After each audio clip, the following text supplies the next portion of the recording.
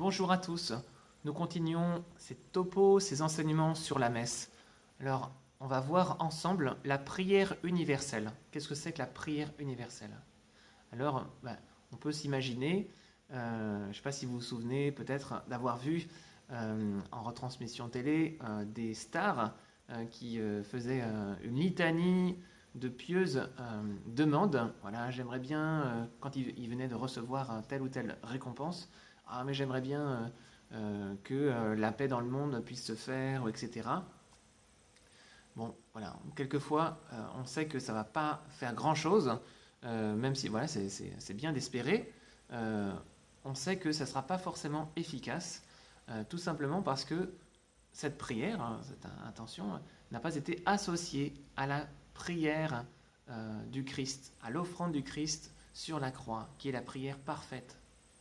Alors, c'est sûr que c'est ce qui se vit à la prière universelle. On rattache notre prière à celle du Christ. Alors, on va voir 3 points.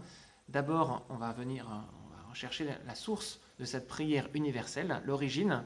Ensuite, on verra la fonction sacerdotale de cette prière universelle. Et enfin, on verra le contenu de la prière universelle. Alors, tout d'abord, le premier point, à la source de la prière universelle, son histoire. Eh bien, c'est très ancien, bien sûr. Cette prière universelle prend sa source dans la demande de Dieu, et en particulier du Christ, de prier. Jésus insiste, priez, demandez et vous recevrez. Vous n'avez pas encore prié, demandez, demandez.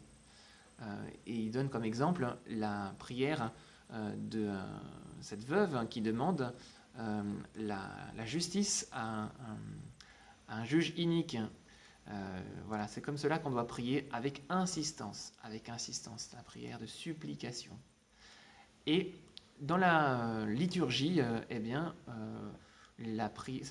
ce type de prière d'intercession, elle prend sa source déjà dans la liturgie juive. Et on le voit dans la lettre de Saint Paul à Timothée, la première lettre de Saint Paul à Timothée, au chapitre 2. Voilà, le contenu, cette prière universelle existait bien sûr dès son époque. Il explique, je vous la lis, cet extrait, « J'encourage avant tout à faire des demandes, des prières, des intercessions et des actions de grâce pour tous les hommes, pour les chefs d'État et pour ceux qui exercent l'autorité, afin que nous puissions mener notre vie dans la tranquillité et le calme, en toute piété et dignité. » Il poursuit, « Cette prière est bonne et agréable à Dieu notre Sauveur, car il veut que tous les hommes soient sauvés et parviennent à la pleine connaissance de la vérité. » C'est un beau résumé de ce qu'est la prière universelle, dans cette exhortation de saint Paul. C'est pour ça donc, que dans les premiers temps du christianisme, dès saint Justin au IIe siècle, on a la preuve que les communautés paroissiales priaient au cœur de leur messe cette prière universelle.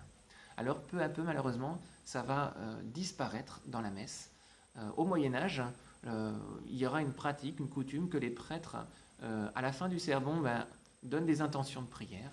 Mais c'est seulement il y a 50 ans, au Concile Vatican II, que l'on va demander à ce que ça soit généralisé à nouveau.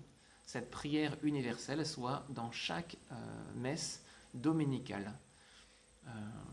Voilà, donc c'est tout récemment finalement, relativement, que ça a été réintroduit. Alors, c'est important, cette prière universelle, parce qu'elle exprime une fonction de chaque baptisé.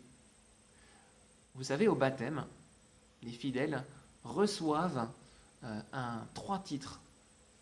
Le titre de roi, le titre de prophète et le titre de prêtre. Ce n'est pas simplement des mots. Quand on est baptisé, on est uni au Christ, on est rattaché au corps du Christ. Eh bien, Jésus, il était grand prêtre. Il est le grand prêtre par excellence. C'est celui qui fait monter les prières humaines vers le Père, pour que le Père puisse donner sa bénédiction, sa sanctification au monde, élever les hommes vers lui. Eh bien, chaque baptisé, mystérieusement, est associé à cette fonction sacerdotale. Donc, peut-être que vous ne saviez pas, mais vous êtes tous des prêtres à ce titre, vous portez le monde vers Dieu.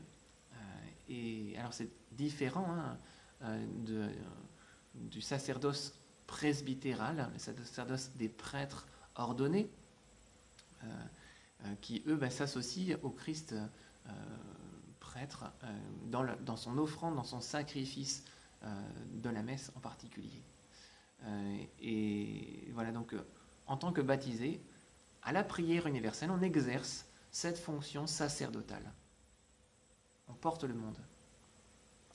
Alors, pour que cette prière universelle soit efficace, eh bien, n'oublions pas de nous investir à servir le Christ, pas simplement le dimanche. Voilà, on fait la prière universelle et puis c'est bon, j'ai fait mon rôle de prêtre dans ma semaine.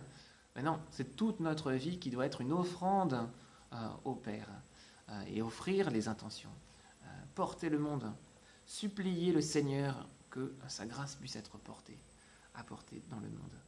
Alors on va voir maintenant le troisième point, c'est le contenu de la prière universelle. Tout d'abord, le prêtre, c'est lui qui préside la prière universelle. Il l'introduit par une brève monition, il conclut la prière par une oraison. Ensuite, il y a le schéma minimum. Il est demandé de prier pour les besoins de l'Église.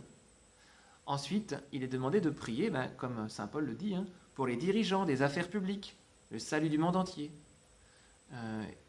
Troisième point, pour ceux qui sont accablés aussi par toutes sortes de difficultés. Voilà, tous ceux qui prient, qui portent les difficultés du virus, on prie, on les porte encore plus. Et le quatrième point, c'est pour la communauté locale, la communauté paroissiale. Alors en France, on est attaché à rédiger souvent dans les paroisses nos propres prières, qu'elles soient plus proches de ce que vit la communauté locale.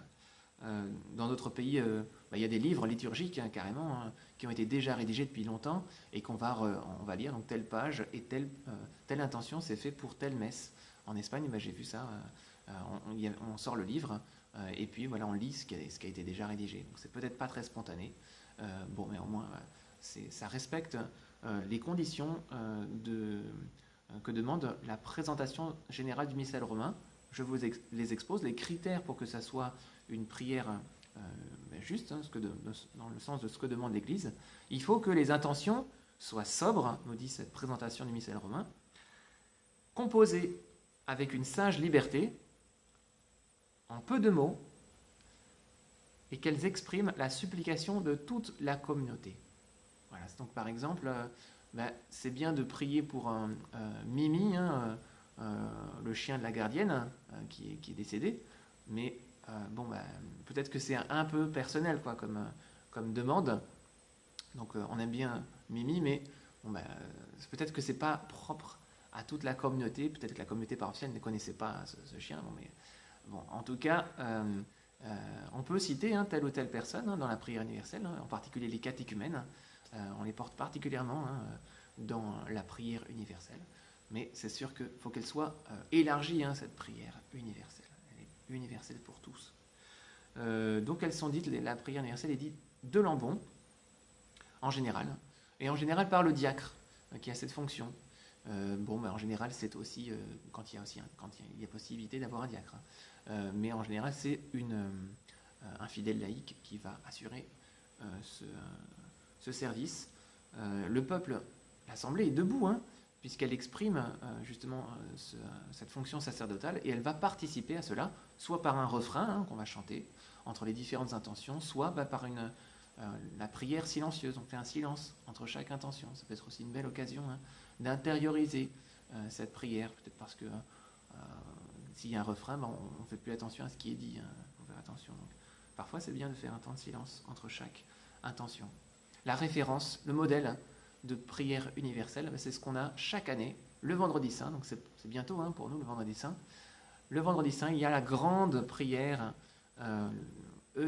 universelle, qui est très ancienne, qui date du 5e siècle, l'origine de cette grande litanie du vendredi saint. On a tout dans cette prière, c'est assez beau à méditer et à porter dans votre prière personnelle. Se référer à cette prière du vendredi saint, vous irez voir si vous voulez, ou en tout cas vous serez attentif vendredi prochain. Et enfin, c'est bien, voilà, donc cette prière universelle est au milieu de la messe.